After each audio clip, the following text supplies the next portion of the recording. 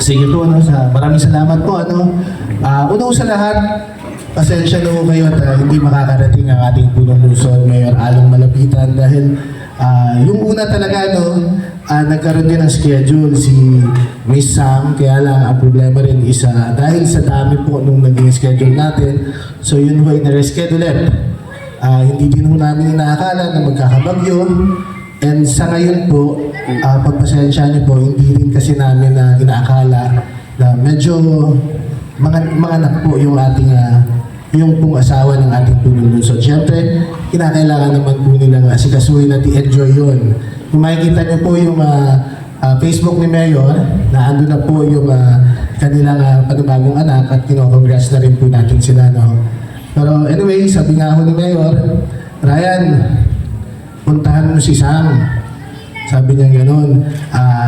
Actually, kagabi pa po kami, nag-aayos dahil si DILG Sir Benhur Avalos, naging guest po natin kanina dito sa Caloocan Complex. So hanggang until 9 o'clock po, nag-aayos kami. And madaling araw pa lang na ando na po kami. Siyempre, tawag po ng tungkulin, hindi naman natin po pwedeng hindi ayusin ang lahat. Sabi ko, Sir, sige po, pupuntahan ko po si Sam. Sa tuwing pupunta ko ako ng BF, naaalala ko si Sam talaga. Kasi nung ako'y siguro mga 11 years old pa lang po ako, sa tuwing ako'y naglalakad dito. Idol ko yan eh. Nakikita ko nagbabasketball ko dito yan. Balik ka na. Dito yan, kasama si na Sir Len.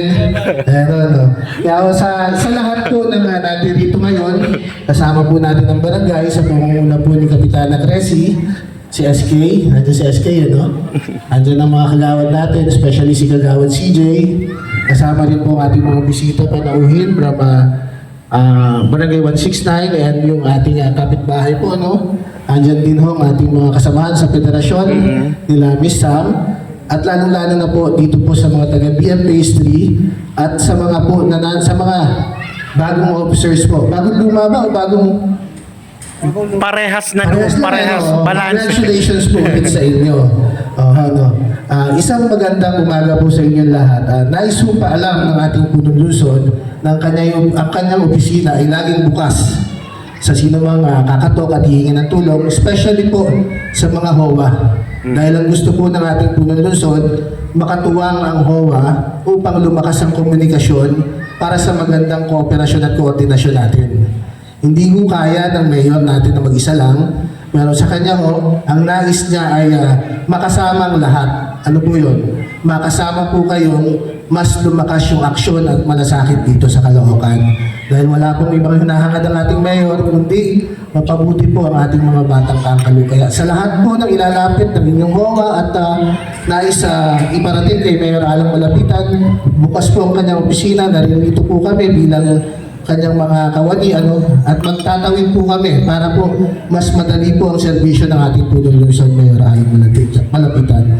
Muli ang pagbati po namin, kasama po ang ating Congressman Oka Malapitan at numero 1 konsyal Anting Malapitan. Muli, magandang umaga po, magandang hapon sa inyo lahat.